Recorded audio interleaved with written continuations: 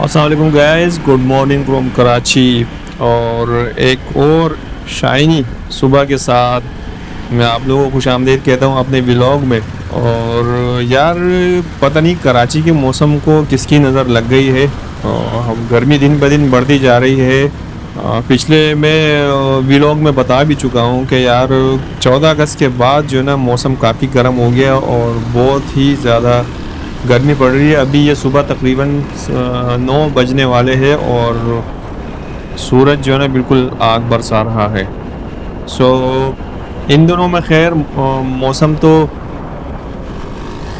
गर्म तो खैर इतना नहीं होता, लेकिन जो हफ्स होता है ना वो बहुत ज़्यादा होता है, क्योंकि यह मानसून का मौसम है और इन दिनों में ये मामलात होते हैं मौसम के। लेकिन यार मुल्क के दूसरे हिस्से है वो बारिश की शदीद लपेट में है और मौसमियाती तब्दीली के जो असरात है वो भरपूर नज़र आ रहे हैं पाकिस्तान के शुमाली इलाक़ाजात में। और मैं बता भी चुका हूँ पिछले व्लॉग में कि पाकिस्तान जो है ना क्लाइमेट चेंज से बहुत मुतासिर है और पाकिस्तान को बहुत ख़तरा है इस मौसमियाती तब्दीली से, क्योंकि यहाँ पे हमारे पास तो इतनी मैं कह रहा हूँ कि वसाइल है नहीं इस चीज़ को कंट्रोल करने के लिए। लेकिन बाकी पूरी दुनिया में ये जो ना एक बड़ा मसला बन चुका है मौसमियाती तब्दीली का। और आप अगर यूरोप को देखें जो सबसे ठंडा बर आज़म है दुनिया का, और उसमें भी जो है ना जैसे कि जर्मनी वग़ैरह और यूके वग़ैरह में वहाँ पे भी यार गर्मियाँ बढ़ रही है मौसम दिन ब दिन। मतलब वहाँ पे पता है क्या है, वहाँ पे जो यहाँ का जो नॉर्मल टेम्परेचर है, मतलब हमारे लिए जो सर्दी होती है मिसाल के तौर पर कराची में इतनी ज़्यादा तो होती नहीं है, 15-20 सेंटीग्रेड के अंदर मौसम रहते हैं सर्दियों में, या ज़्यादा से ज़्यादा अगर बहुत सर्दी बढ़ जाती है तो 10 तक टेम्परेचर आ जाता है। ठीक है, तो यूके और जर्मनी वगैरह जो यूरोप के ऐसी कंट्रीज़ है जो वहाँ पे ये नॉर्मल मौसम होता है। वहाँ पे गर्मियों में भी तकरीबन यही 20 सेंटीग्रेड 25, इससे आगे जाता नहीं है, 20-22 तक ही चलता रहता है। और सर्दियों में तो आपको पता ही हो, तो फिर वहाँ पे फ्रीजिंग होती है बिल्कुल। सो वहाँ पे भी अभी जो है ना दर्जे हरारत बढ़ रहा है, तकरीबन 35 तक जा रहा है, 30 तक जा रहा है। कराची वालों के लिए तो ये नॉर्मल ही मौसम है। 30-35 तो हमें कुछ लगता ही नहीं है कि ये भी कोई गर्मी है, जब तक 44 और 45 तक ना चली जाए कराची में गर्मी। सो क्लाइमेट चेंज से बहुत मुतासिर है यूरोप भी और दुनिया के बहुत सारे हिस्से, लेकिन सबसे ज़्यादा जो मुतासिर ममालिक है क्लाइमेट चेंज के टॉप 10 के अंदर पाकिस्तान उसमें शामिल है। और उसके असरात आप लोगों ने हालिया पिछले सालों में आपने देखा होगा कि पिछले 8-10 सालों में जिस तरह तबाही फेरी है, इससे मौसम की तब्दीलियों ने किस तरह के बड़े बड़े सैलाब पाकिस्तान के अंदर आए हैं। 2007-8 का जो सैलाब आया था सवात में और पूरे मुल्क के अंदर जो सैलाब आया था वो आप लोग देख चुके हैं। वो यही वो मौसमियाती तब्दीलियों के असरात है। ये कहीं कोई नॉर्मल नहीं है ये, जैसे कि हम लोग समझ रहे होते हैं कि यार नॉर्मल है ये तो हर साल होता है, लेकिन ऐसा नहीं है। ये चीज़ें हर साल बढ़ती जा रही है। कराची में आपने नोट किया होगा कि गर्मी शदीद से शदीद तर होती जा रही है। मतलब पहले इतनी गर्मियाँ नहीं पड़ती थी और हर साल जो है ना मुसलसल जो है ना गर्मियाँ बढ़ती जा रही है।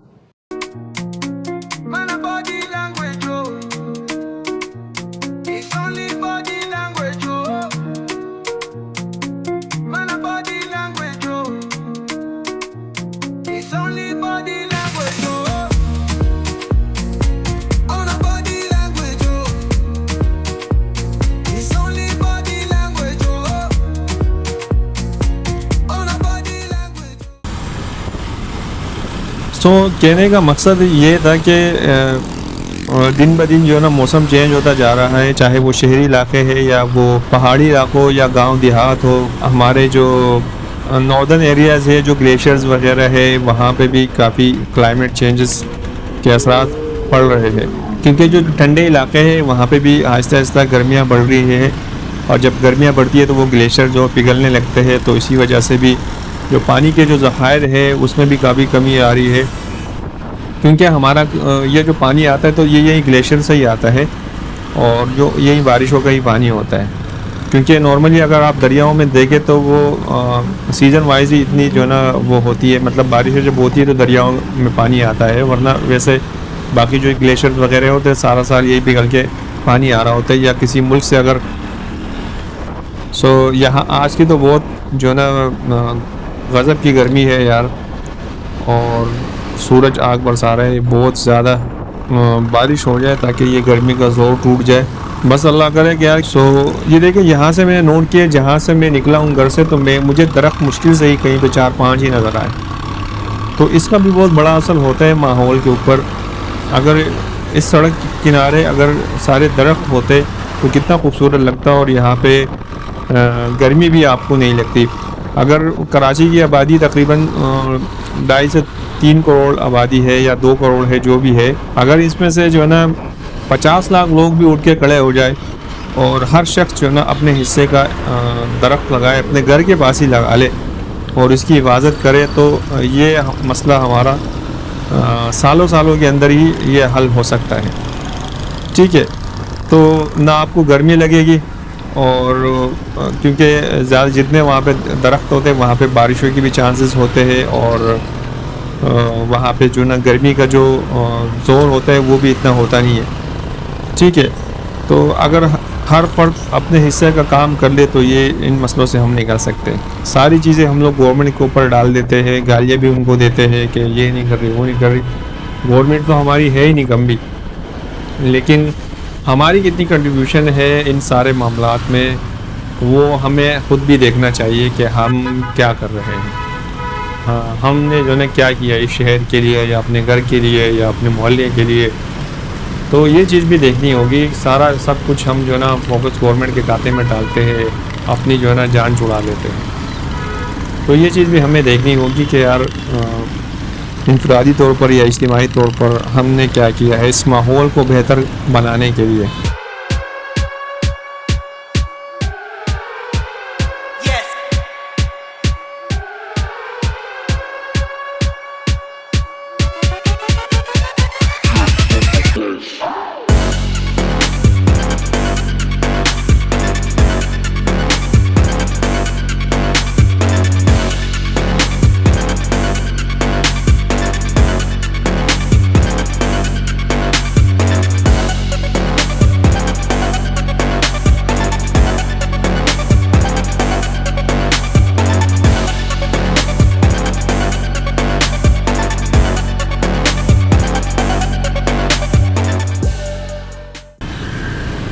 ओके जी, सफ़र हमारा रवा दवा है और ट्रैफिक का फ़्लो थोड़ा सा कम है।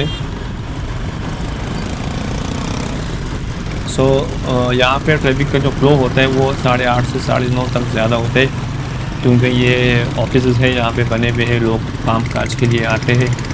फिर शाम 6 बजे के बाद आपको यहाँ पे ट्रैफिक मिलेगा, और ऑफिस जब बंद होना शुरू हो जाते हैं और फैक्ट्रियाँ बंद होना शुरू हो जाती, छुट्टी हो जाती है, तो फिर यहाँ पे काफ़ी रश मिलेगा आपको। बस दुआ यही है कि यार अल्लाह ताला मौसम को थोड़ा बेहतर करे और ये गर्मी से हमारी जान छुड़ाए, क्योंकि जब एक चीज़ की आपको आदत पड़ जाती है ना और फिर वो एकदम से छिन जाए या ख़त्म हो जाए तो फिर मसले होते हैं। हमें आदत पड़ी थी भाई पिछले 1-1.5 महीने से अच्छे मौसम की, बिल्कुल क्लाउडी, सूरज निकला ही नहीं था, सूरज निकल ही नहीं पा रहा था और हम लोग इंजॉय कर रहे थे मौसम को। लेकिन एकदम से जब हब्स और ये गर्मी पड़ी है तो हमारे 14 तबाक़ी रोशन कर दिए इसने। तो